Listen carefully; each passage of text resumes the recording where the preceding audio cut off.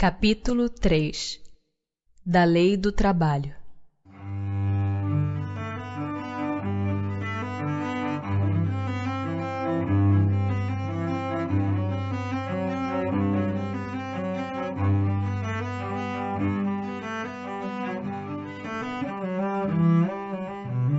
Necessidade do trabalho. A necessidade do trabalho é lei da natureza? O trabalho é lei da natureza, por isso mesmo que constitui uma necessidade. E a civilização obriga o homem a trabalhar mais, porque ele aumenta as necessidades e os gozos. Por trabalho só se deve entender as ocupações materiais? Não. O espírito trabalha, assim como o corpo. Toda ocupação útil é trabalho. Por que o trabalho se impõe ao homem? Por ser uma consequência da sua natureza corpórea. É expiação e ao mesmo tempo meio de aperfeiçoamento da sua inteligência. Sem o trabalho, o homem permaneceria sempre na infância quanto à inteligência. Por isso é que seu alimento, sua segurança e seu bem-estar dependem do seu trabalho e da sua atividade. Ao extremamente fraco de corpo, outorgou Deus a inteligência em compensação. Mas é sempre um trabalho. Por que provê a natureza por si mesma a todas as necessidades dos animais? Tudo em a natureza trabalha. Como vós trabalham os animais. Mas o trabalho deles, de acordo com a inteligência de que dispõem, se limita a cuidarem da própria conservação. Daí vem que do trabalho não lhes resulta progresso, ao passo que o do homem visa duplo fim: a conservação do corpo e o desenvolvimento da faculdade de pensar, o que também é uma necessidade e o eleva acima de si mesmo. Quando digo que o trabalho dos animais se objetiva no cuidarem da própria conservação, refiro-me ao objetivo com que trabalham.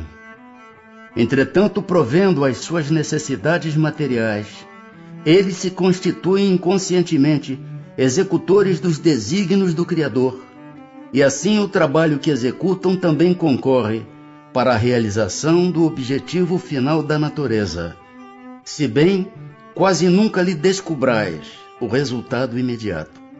Em os mundos mais aperfeiçoados, os homens se acham submetidos à mesma necessidade de trabalhar? A natureza do trabalho está em relação com a natureza das necessidades.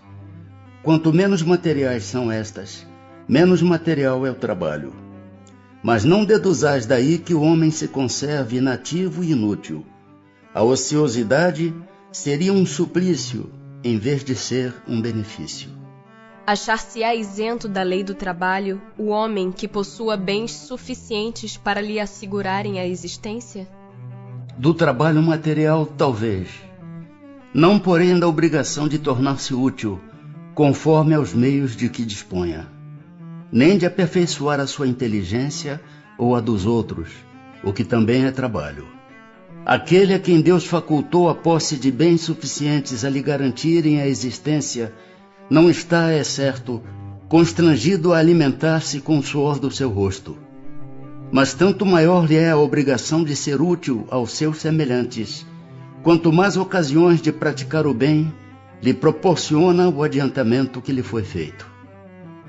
Não há homens que se encontram impossibilitados de trabalhar no que quer que seja, e cuja existência é, portanto, inútil?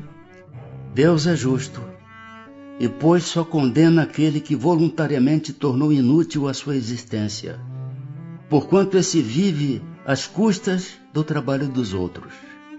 Ele quer que cada um seja útil, de acordo com as suas faculdades. A lei da natureza impõe aos filhos a obrigação de trabalharem para seus pais? Certamente, do mesmo modo que os pais têm que trabalhar para seus filhos. Foi por isso que Deus fez do amor filial e do amor paterno um sentimento natural. Foi para que por essa afeição recíproca os membros de uma família se sentissem impelidos a ajudarem-se mutuamente, o que, aliás, com muita frequência se esquece na vossa sociedade atual. Limite do trabalho. Repouso. Sendo uma necessidade para todo aquele que trabalha, o repouso não é também uma lei da natureza? Sem dúvida. O repouso serve para a reparação das forças do corpo e também é necessário para dar um pouco mais de liberdade à inteligência, a fim de que se eleve acima da matéria. Qual o limite do trabalho? O das forças.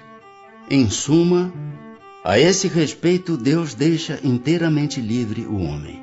Que se deve pensar dos que abusam de sua autoridade, impondo a seus inferiores excessivo trabalho? Isso é uma das piores ações. Todo aquele que tem o poder de mandar é responsável pelo excesso de trabalho que imponha a seus inferiores, porquanto assim fazendo, transgride a lei de Deus. Tem o homem o direito de repousar na velhice? Sim, que a nada é obrigado, senão de acordo com as suas forças.